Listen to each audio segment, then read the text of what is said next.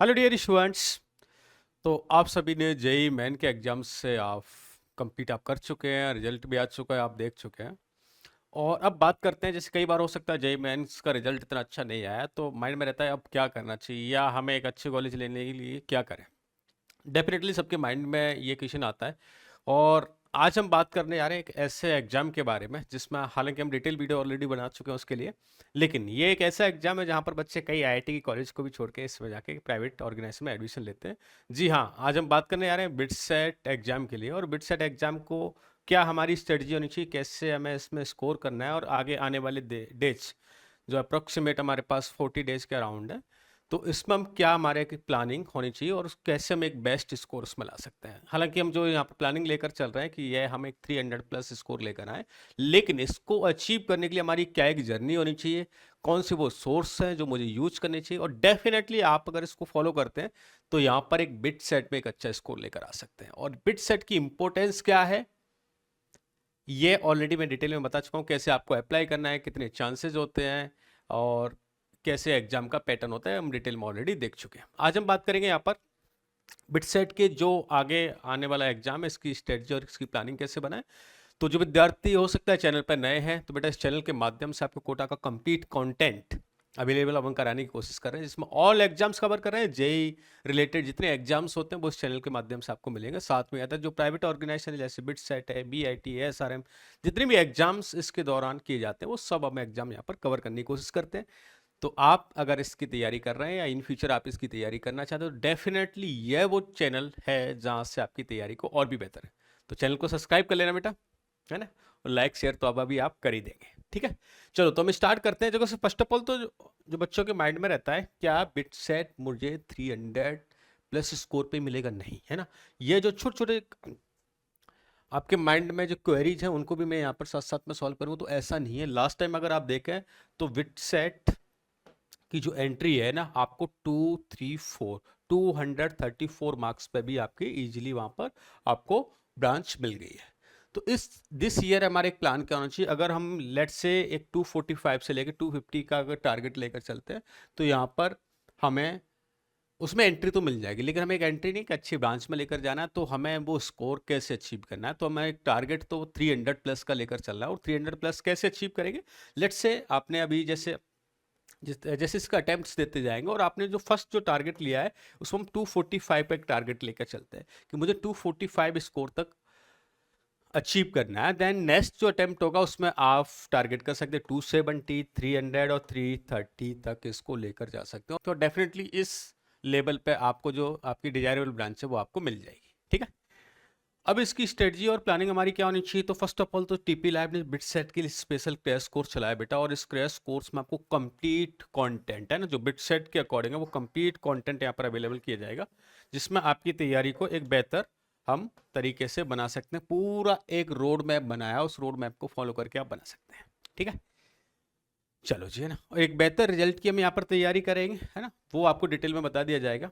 लेकिन आपकी स्ट्रेटजी होनी क्या चाहिए, तो हमें जो टारगेट लेकर चलना है कि एटलीस्ट मुझे अभी जो फर्स्ट अटेम्प्ट में मुझे उसमें 100 प्लस क्वेश्चंस करके आने हैं।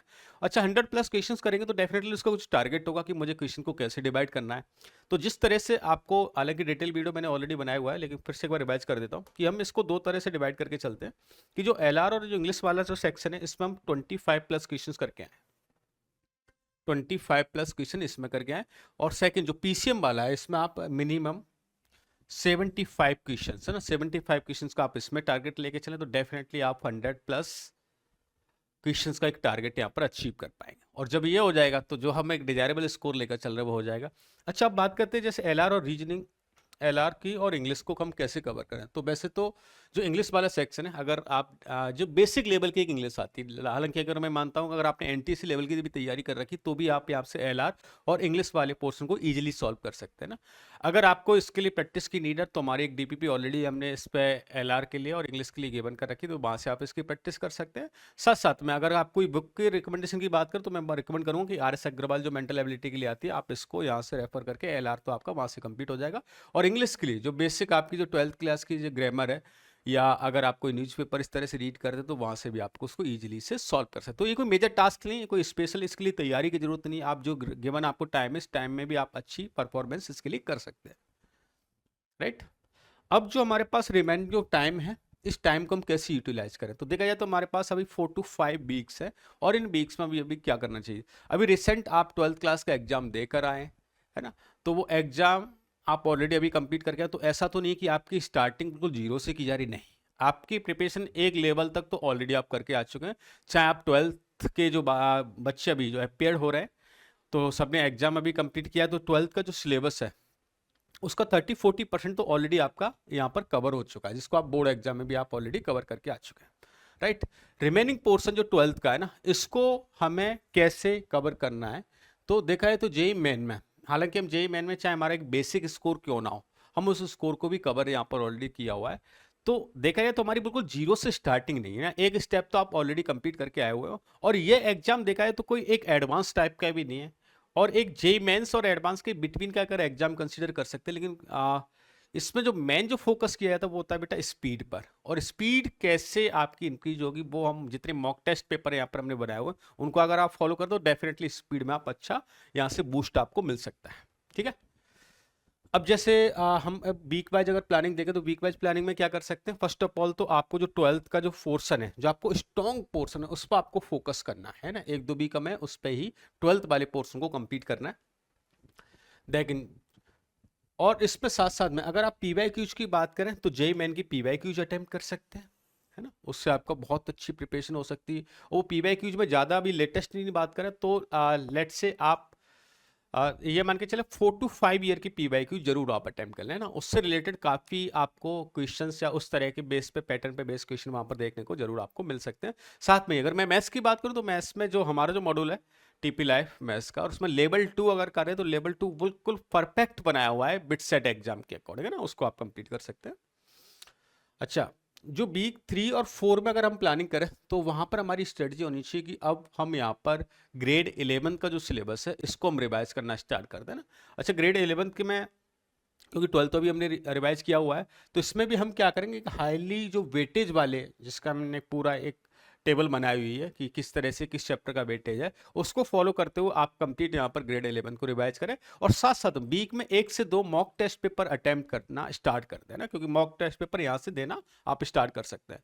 11th में का में जो सीक्वेंस क्या रखना है, तो आप देख पा रहे हैं यहाँ पर फिजिक्स, केमिस्ट्री, मैथ्स इसके अकॉर्डिंग बता दिया। और इसमें भी जो इंपॉर्टेंट चैप्टर्स है ना, उन पे आपको स्पेशलाइज फोकस करना है। मैं स्पेशली बात करूँ मैथ्स की, तो मैथ्स में आप देख पा रहे हैं यहाँ पर straight line, circle, trigonometry, probability, static, इसको तो आपको लेफ्ट करना है नहीं, बिकॉज ट्रिग्नोमेट्री एक ऐसा टॉपिक है जो आपको हर एग्जाम में आपने डेफिनेटली कवर किया हुआ है ना। और स्ट्रेट लाइन और सर्कल कोऑर्डिनेट का बिल्कुल बेसिक चैप्टर होते हैं, तो इनको आपको कवर करना है और इनको लेफ्ट भी नहीं करना है ना।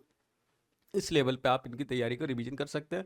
साथ में फॉलो क्या करें, तो डेफिनेटली मैं जो रिकमेंड करता हूं कि आप जो जेईई मेंस के पीवाई यूज कर रहे हैं उसको आप सॉल्व करें, प्लस हमारे जो मॉड्यूल दे रखे हैं इनसे आप फॉलो करके कर सकते हैं। हालांकि जैसे कई बार बोलते हैं कि एनसीईआरटी टोटली एनसीईआरटी पे डिपेंडेंस ना रहे ना, क्योंकि ऐसा नहीं कि एनसीईआरटी केमिस्ट्री लेवल पे आप कर सकते हैं, लेकिन जो फिजिक्स है, मैथ्स है, तो वहां पर आपको उससे ऊपर लेकर आना पड़ेगा, तभी एक बेहतर तैयारी हो सकती है।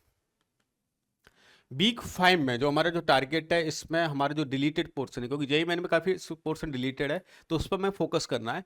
और इसका फोकस कैसे करना है वो भी हमने यहाँ पर प्लानिंग बना रखी है कि उस प्लानिंग को फोकस करते हुए आप क्या करें, उस सिलेबस को जरूर कंप्लीट करें, क्योंकि जेईई मेन और इसके सिलेबस में जो डिलीटेड पोर्शन है वो भी इसमें ऐड ऑन रहेगा, है ना। तो उसको आप लेफ्ट करके नहीं जाए, उसको भी हमें रिवाइज करना है। अच्छा, मॉक टेस्ट पेपर देने हैं आपको ना। मॉक टेस्ट पेपर यहाँ से आपके हर ऑल्टरनेट डेज में स्टार्ट हो जाने चाहिए। अब डिलीटेड पोर्शन किस तरह से और कैसे हम उसको कवर करें, तो फॉरन केमिस्ट्री में सबसे ज़्यादा है ना, तो केमिस्ट्री को आप बिल्कुल एक अच्छे लेवल पर तैयारी, surface chemistry, hydrogen, S block, इस तरह से एनसीईआरटी को फॉलो करें। साथ साथ में इसका जो मॉड्यूल गिवन है उसको फॉलो करके आप बेहतर तैयारी यहाँ से कर सकते हैं।